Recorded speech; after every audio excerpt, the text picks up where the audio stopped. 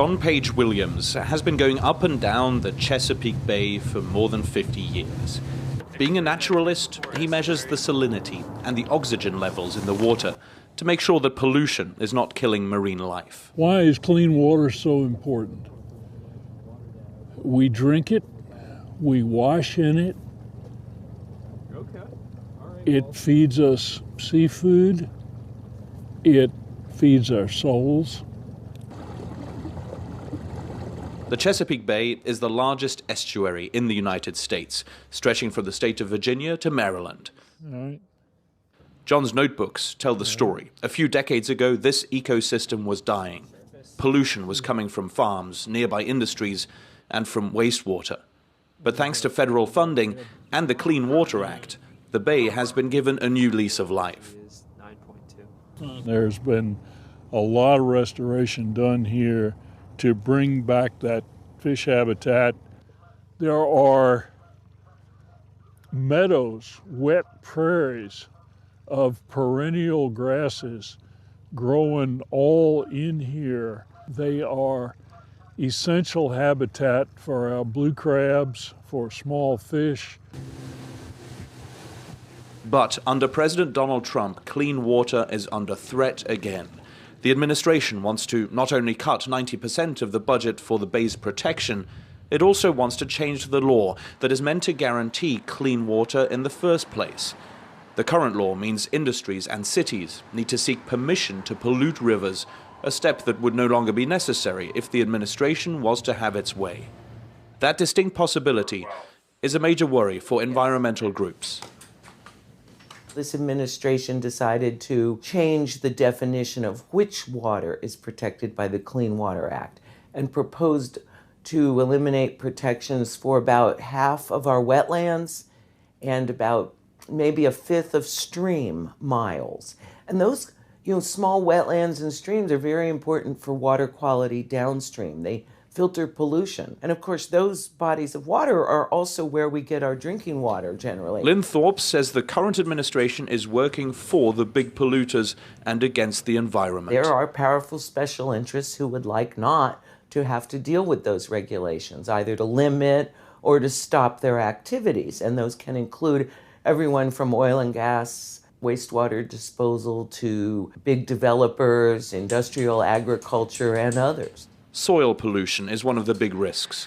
Add to that the fact that water is not always filtered thoroughly. The country's infrastructure is aging, and thousands of homes simply do not have access to clean water, as is the case for Barbara Maynard in Kentucky. Every week she travels 140 kilometers to get water in the neighboring state of West Virginia. Here she fills water canisters for her family of 5. That's just about enough for 1 week. 2 more. It's an antiquated way of doing things, but she has no choice. Her tap water is not safe for consumption. This is not just a local problem. This is a nationwide problem. Our nation's infrastructure is failing, and if they don't do something about it now, it's all going to collapse, and we're going to be a third world country right here in the United States, the greatest nation in the world, right? Barbara has been making this return trip for 18 years now. She feels forgotten by the federal government. It's beyond frustrating that, with all the modern technology and, how advanced we're supposed to be, and can't even supply our own people with clean drinking water. The county's water treatment system is obsolete. It was initially built to supply 600 homes, where now there are 3,500. This water is pumped from the Tug River, and then it goes into this, and it's pumped over the hill into our reservoir, which is our lake of our holding water to be treated to get to the people. This is the same system we've had since the 1950s. In this part of Kentucky, 40% of the population lives beneath the poverty line, and the local government has no money.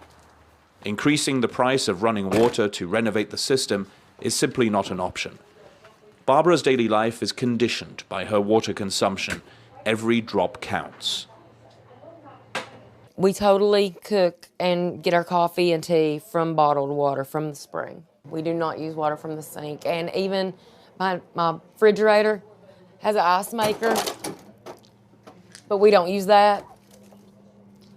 We've got bag ice. 21 million Americans are in the same boat as Barbara.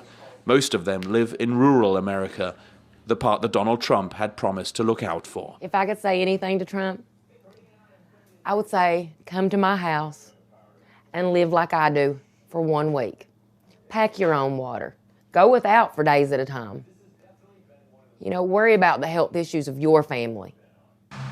The battle for clean water would appear to be a case of David versus Goliath, and the government seems to have the upper hand.